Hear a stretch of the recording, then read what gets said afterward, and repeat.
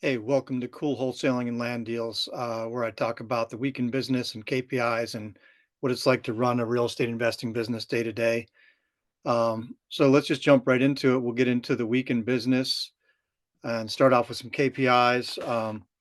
Right now, we're doing SMS as our primary marketing channel. So this week we sent out about 30,000 SMS, a little over 30,000. We got 29 leads, which is a little bit slow on the SMS side. We've been getting 40 or 50 on that volume on average. The response rate was really high, though, 8.5% response rate compared to 5 or 6 last week. So response rate was good. That's marketing to houses in various counties in North Carolina, and we're doing, a combination of filters using Deal Machine, doing high equity and absentee and tired landlord, all that stuff. We're just doing a variety of filters. And so, yeah, that's 29 leads out of 30K text is like one lead for every 1,000.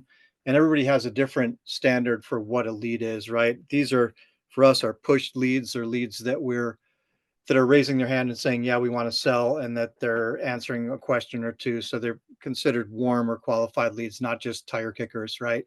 So our SMS specialist filters them out based on his experience before they ever get pushed to our CRM. So you might have a different way of counting leads, but we count them as warm leads, people who actually, we can talk to about an offer. And so that's where we were this week with leads. We sent out 25 offers this week, which is pretty good. That gives us a chance to get a contract or two out of that volume of offers. And we got one. How many contracts do we get this week? We got 3 contracts. Oh no, sorry, I'm looking at my notes. We got 3 contracts this month so far. One of the contracts we got this week fell out, so I can touch on that in a minute. Um, but and one signed last night, so none of my team is working on Saturday night or Sunday morning, but someone signed a contract, so that's an extra contract that really gets counted on next week. In disposition, we have 5 deals, but 2 are pending cancellation. One is just in a really low income neighborhood, and it's a tear down, and the values there are so low that, to tear that thing down and build it up, you could buy a house for cheaper than that in that area. So, I mean, these house value people are buying houses over there for like $20,000 in this neighborhood. So, anyway, we weren't able to find any interest. We are still trying one of our techniques, which is neighbor letters. Sometimes the neighbors will want to buy it. They've had their eye on it for a while, especially when it's a tear down like that. They just want the extra yard space, or they don't want somebody else to build there or something. So, we have reached out to neighbors, but if they don't come through, then we will cancel that. And our other one is, I think, is overpriced. It's a duplex that we have in Florida under contract, and the feedback from buyers with our buyer SMS blast has been that it's overpriced. So we're probably going to have to cancel that if we can't get a significant price reduction. And then what else in KPIs? We have 3 in escrow right now that are scheduled to close in this month. So that's great. And I think they're all good deals. There's 2 vacant lots and 1 house, and the house we're just waiting on a probate, which I think is almost done, and then we can close that in the next week or 2. One of the land deals, we're waiting on a survey, which should be in also very soon. So and then the 3rd land, there's another title thing, but it's resolvable, so it looks like all 3 of those will close this month. And we closed 1 this week already. That was a vacant land deal that I've talked about on a few different episodes, where we had, like, I think it was 8 or 9 different heirs who had to sign off, and one of them was lost and nobody in the family knew where he was, but we finally found him and he was willing to do the deal. So we were able to close that, and that was a huge victory because we just had kind of written that off and didn't think it was ever going to close. Um, I think I did a brief video on that one. But that was a vacant land deal that we got under contract in January of 2025. We sold it in January of 2025, and then we've been dealing with title and heir issues for 9 months, and thought we were gonna cancel it, and then it came through, so grateful for that. Awesome. What else do we have for KPIs? I think that's it. 25 offers, 29 leads, 30K SMS. I think it was closer to 31K SMS 8.5% response rate. Um, and then we closed the one. We didn't sell any this week, and yeah, we got 5 in dispo, but 3 are actually we have 6 in dispo, so 2 pending cancellation, for so 4 that we're really trying to sell. As far as dispositions goes, the 2 houses that are our newest ones that we've been doing a couple text blasts to buyers with. And when we're doing our buyer text blast, we're using investor base, but you don't have to do that. You can use other platforms, but investor base is like 250 a month. So if you're starting out, you might not want to do that yet. But we pull a list of cash buyers from investor base. I think PropStream has cash buyer list, maybe PropWire, maybe Deal Machine. I don't know. But we pull that list and then we send them our deal on text and usually get some pretty decent response, somewhere between 10 and 20% response. So if you're doing a buyer text blast, you want to be reaching out to a good number so that you can get, a fair number of responses. If we're sending it out to like 100 people, then we're getting 10 responses, right? So search like a 10-mile radius from your property to get those buyers is my suggestion. But anyway, our feedback on the blasts on these couple of houses that we have under contract has been the offers have been at or below our contract price. So either we're overpriced or we just haven't reached out to enough people. So now we're putting those both on the MLS to see if we can get some higher offers.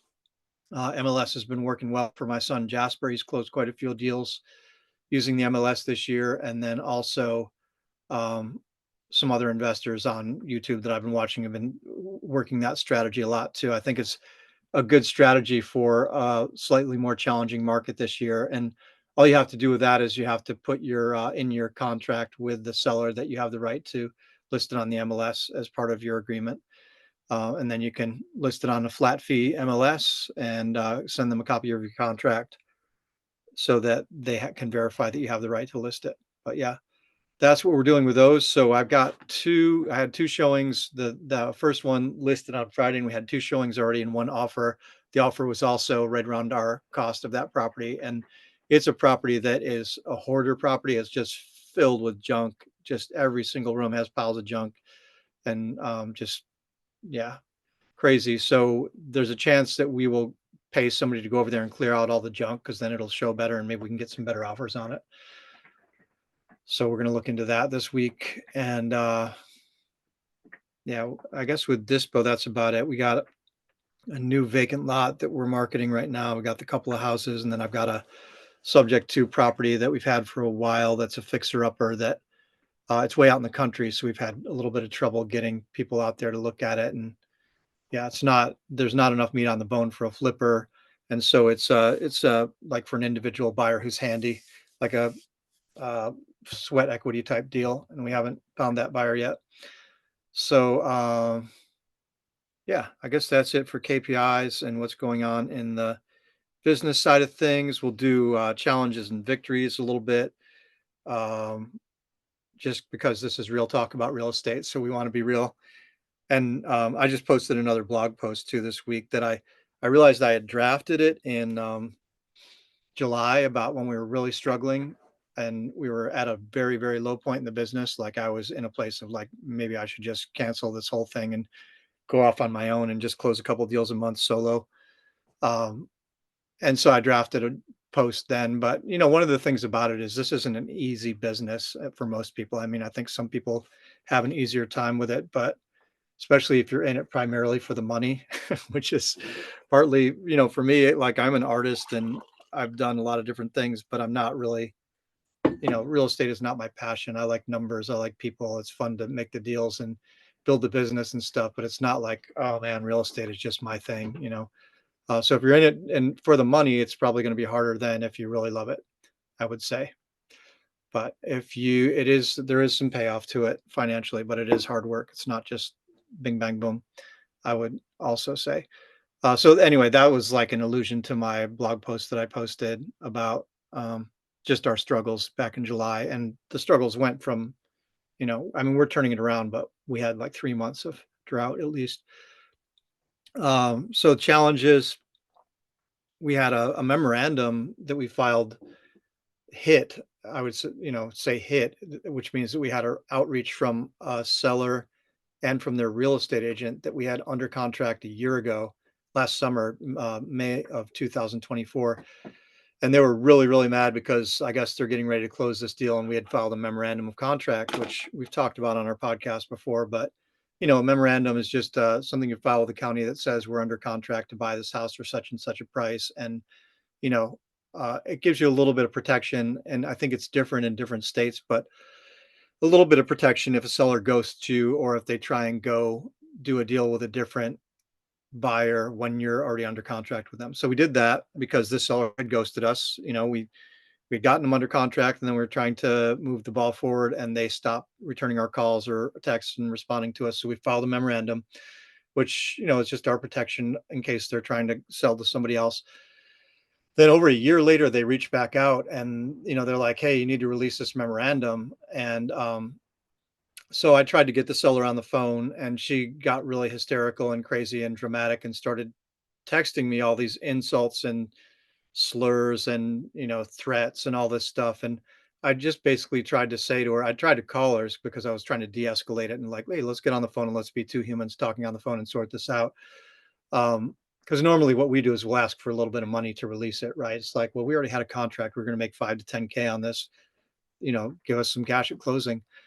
But I couldn't even get to that point with this seller. She was very, very hysterical. And so then her agent reached out. I tried to call the agent. I didn't get a hold of her. Followed her up with a text and an email. And then the agent gave me the attorney's phone number. So I reached out to him, left a voicemail on Friday. I haven't heard back. So we'll see how that goes. Usually, like I said, what we try and do is just say, hey, we were going to make money on this and you bailed on us. That's breach of contract. We were doing our part, and your part is to close by the closing date that's in the contract. And they didn't do that. So that's breach of contract. And so then we're just like, if you want us to release this memorandum, then we need some money, and then you can negotiate that amount, right? So that's hopefully what's going to happen this week, is that I can talk to a lawyer who's not as emotionally invested as the seller and just sort things out, and we can, between the lawyer and the real estate agent and me, we can figure something out with that. And the other thing on that is, like, the seller was being really crazy and really mean and hurtful and like attacking me personally, attacking our business, threatening all this stuff. It's like, if you would just be cool, you might even talk me into just releasing the memorandum for no money, right? Like, it's not that big of a deal. But if you're going to be a total jerk about it, then I'm going to probably try and get some money out of it. Um, so anyway, just be a good person, right? It's like the crazy people see our president doing this stuff on Twitter, or people going nuts, fighting each other on social media, and it's like, let's be humans and talk to each other, voice to voice or face to face, and sort things out. We can do that. Anyway, that's my soapbox sidebar. But what else do we have here? Another weird one this week. This was another weird challenge that we had this week, is we got this property under contract and we were pretty excited about it. And we are trying to get, it was a house, and we were trying to get inspection, get somebody to go through there and do photos and inspection. And the seller said to my acquisitions guy, hey, we need people to pay us a $50 deposit, security deposit, to do a walkthrough of the house. We just don't trust people, and there's stuff in the house, whatever. And I was like, wow, I've never heard that one. That's a new one on me. And they assured us that they would refund it as soon as we, left the house, and that they had a remote unlock thing that they would do, and they could verify when we came and went, and they'd release our $50 deposit. You might see where this is going. But so we went back and forth as a team, and we're like, okay, well, we'll just do it. It's $50, and they're saying they're going to return it, and we're under contract with them and the whole thing. So we sent them the $50 on Venmo, which it's just what they requested. So we're like, okay, we're going to trust them. It's $50.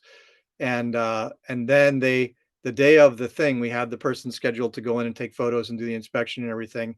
And we're trying to get a hold of them. And the seller says to the acquisitions guy, I'm sorry, but my husband raised that to $100 and I didn't know about it. We need another $50.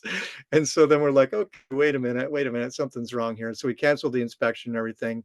And then my team did some more research and found that this person had the identical name to the seller on record, but somehow we accidentally contacted them, and they signed a contract with us, and then they were going to just charge us to walk through. And um, so we figured it out, and we, marked them on Venmo as fraud, but we couldn't get the money back, I don't think. But anyway, that stuff happens once in a while. It happened to us one other time with another seller who somehow had the same name as the seller. This guy had the same name as the seller and posed as a seller, and I think he was trying to get us to send him an earnest money deposit, and we figured it out before we ever sent him any money. But with this one, the amount was so small, we were like, okay, well, it's kind of weird, but we'll just do it and do the inspection. But anyway, it's a rare thing. It's happened to me twice in since 2020. But one of the things is to make sure you get somebody on the phone. This person talked to the phone on the phone once to my acquisitions sales lead, and then she just texted with him thereafter. And on the phone, she said, "Well, I'm at work. I can't talk."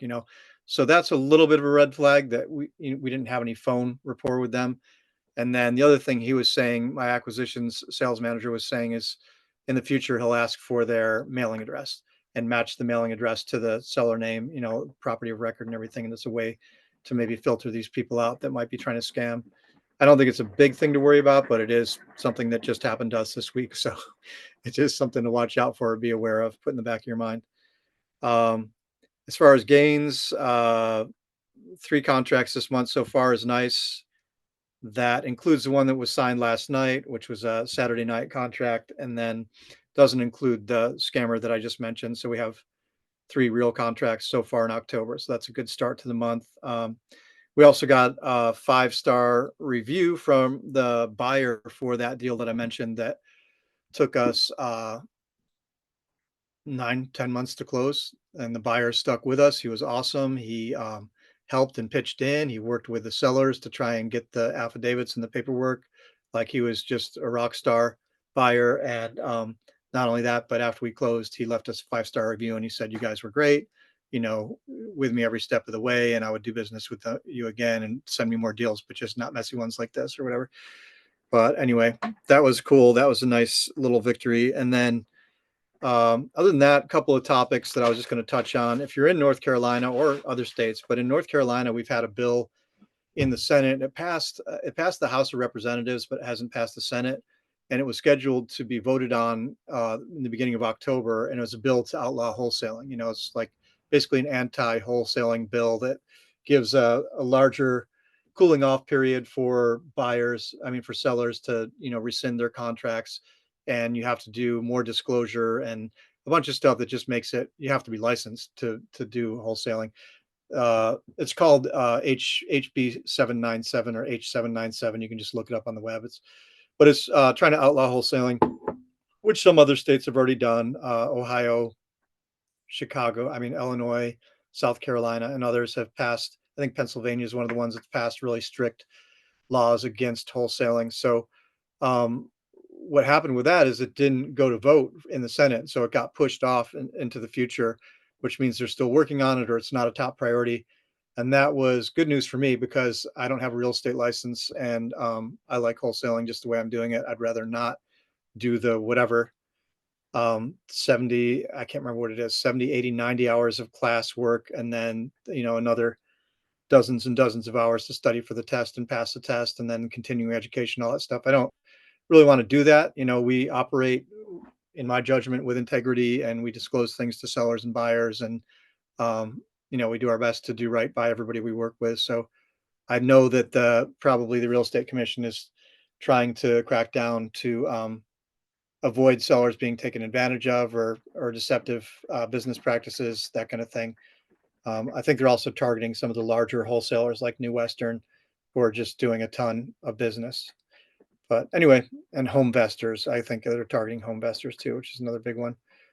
But that's an interesting development, that was pushed off because everybody was like, "Oh my God, October, everything's going to change," and then it didn't get passed, and it's just postponed. So interesting. And then another topic I was just going to mention is that I've posted some of this on my social media, various places, but I've lived in a tiny house out here in the country for the last 8 years, and I built it myself out of reclaimed materials. And it was, a really great chapter in my life. And it went away this last week. I sold it, and it moved off this property to another site. I'm building a bigger house here, and so that was part of the process, is moving the tiny house out to get ready for that. But it's been a real emotional week for me. I didn't realize how attached I was to it, and I think that's partly because I built it myself with my own 2 hands, and I salvaged all the materials from, like, old barns and, construction sites in Durham, like, all the wood was 100 years old, and I just did a lot of cool stuff, and then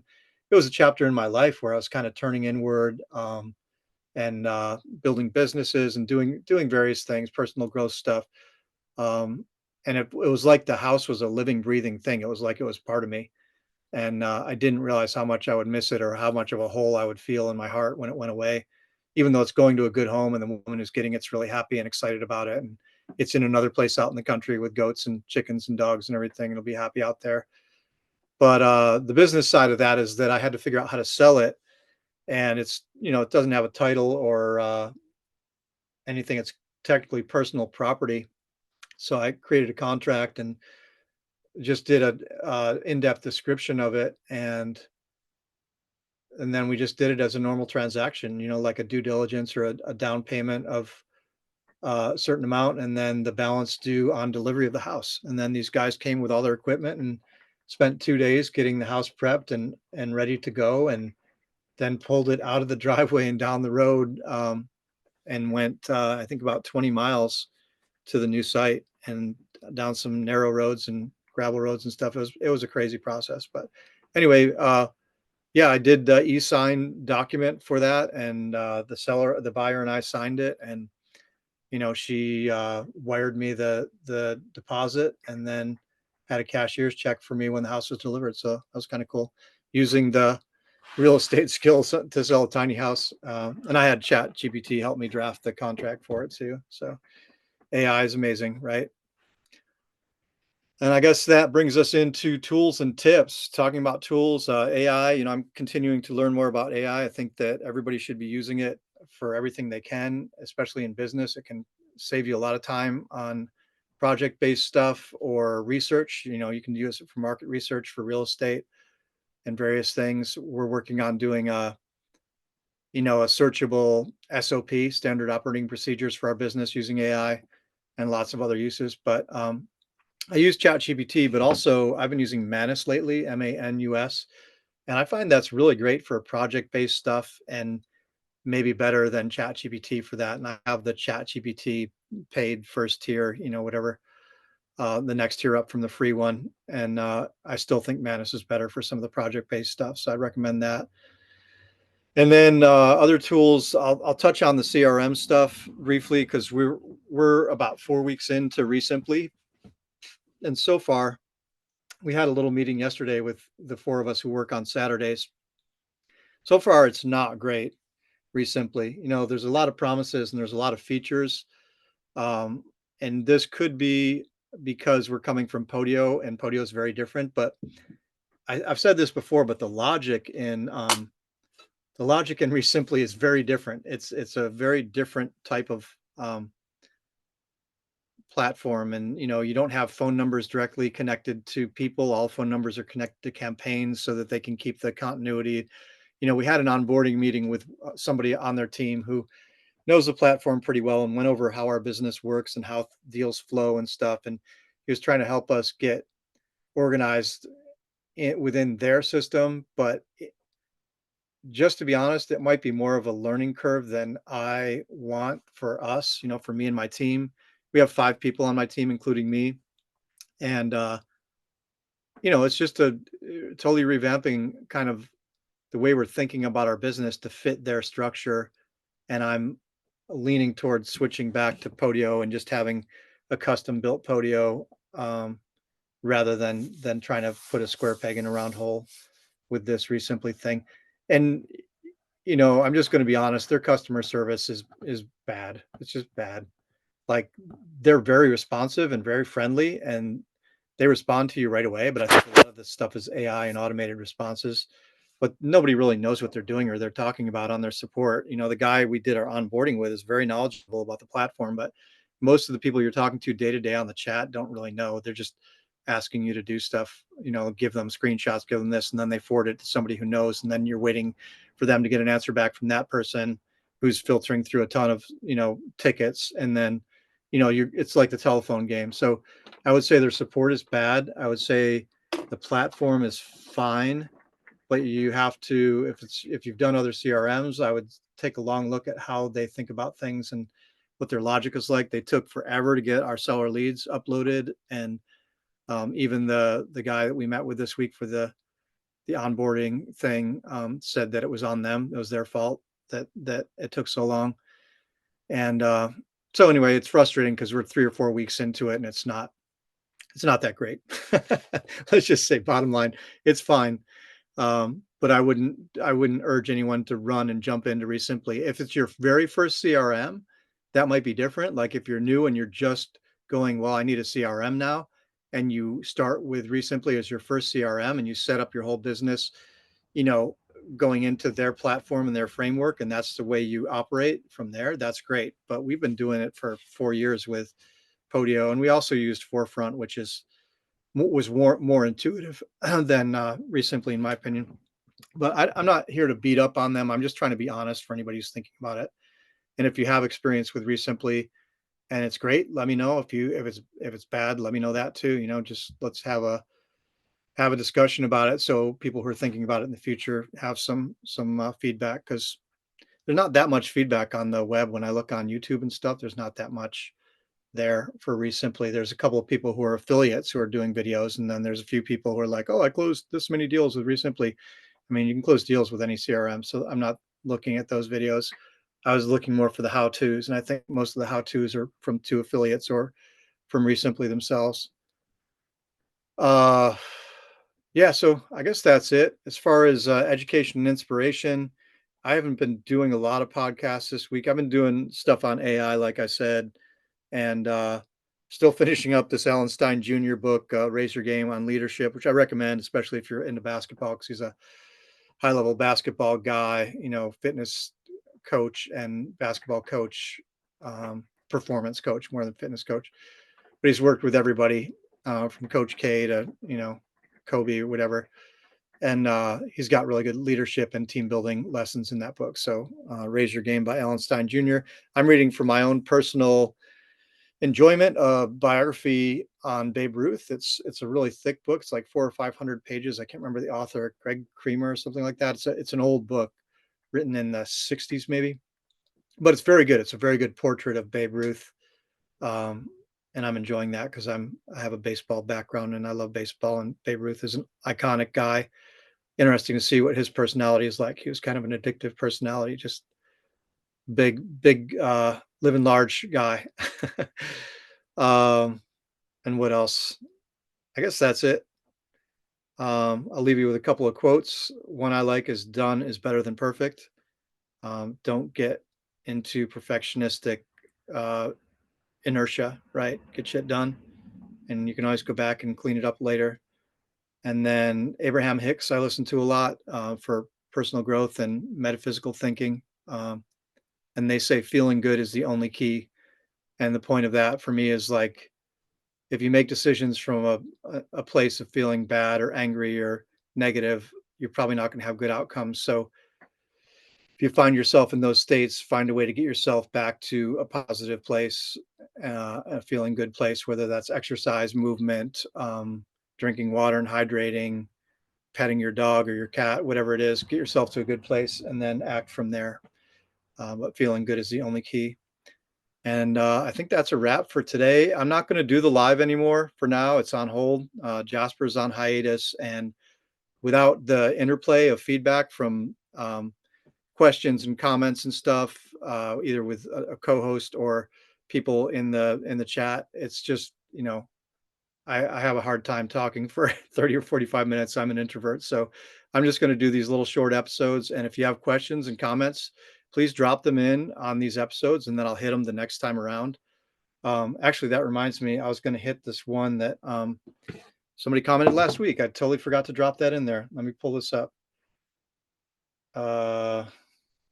Can talk about building a real estate investing business. What would you recommend to a solo investor to hire first, and when? If you had to start over, what would be your steps in building the business back up? From Jose 08 Rodriguez on YouTube. So what would I recommend it to a solo investor to hire first, and when? I would say this is what I did, and what I would recommend is somebody to handle some of the admin stuff for you. Um, and you can do that early on as soon as you have a few dollars. What the way I did it was, I hired an admin person part-time off of Upwork. I think I paid $4 or $5 an hour, and I hired them for 10 or 20 hours a week. So it's not that much money, but just to get my documents in order to, in the beginning, I didn't have a CRM. So I was doing stuff on Google Sheets. I had intake forms for sellers that were paper forms that I was getting sellers on the phone and writing paper notes and then scanning that in. So I just got somebody to organize all my documents and put stuff on sheets and keep track of things. That was the beginning. And then I think that that's really good, is just so that you're not doing a ridiculous amount of paper pushing or organizing data unless you really love that stuff. Other than that, I would do something with lead gen or intake. Like the next person I hired was an intake person, and that was a person to actually pick up the calls from the sellers. I was doing direct mail at the time. So this person would answer the calls from the sellers and fill out these sheets I had, like more information about the property, 4 pillars, et cetera, just getting as much as they could for us to generate an offer.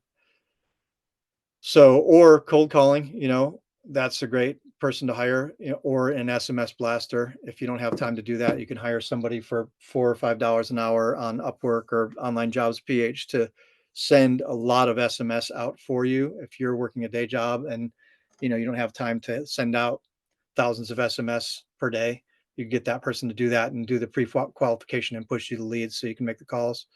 So those would be the first couple people I would think about hiring. Um, as soon as you can, as soon as you have a little extra money and it doesn't feel like a strain. And it's always scary. Like, it was scary for me to hire my first couple of people. I was like, oh my God, I'm committing to this, but you're not really committing to it. You can do it as a contract based thing. If it doesn't work in a week or two, you can cancel the contract, right? So there's not that much risk. Uh, if you had to start all over, what would be your steps in building the business back up? That's a great question. If I had to start all over from scratch and I had no money, um, I'd probably get PropWire, right? Because you can pull free lists on PropWire. And I would go in there and then, well, there's a few things I would do.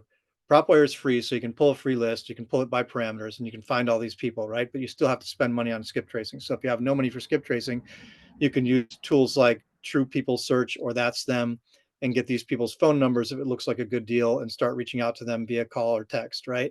If you have a little bit of money, then I would skip trace and I would get Deal Machine, because you can get a Deal Machine account for $100 a month. And that includes some free downloads and free skip traces, right? And then the other things to do, and this is what I did when I started too, is go on Craigslist. People put for sale by owner stuff on Craigslist. Find those people and call them, reach out to them, see if you can make deals there.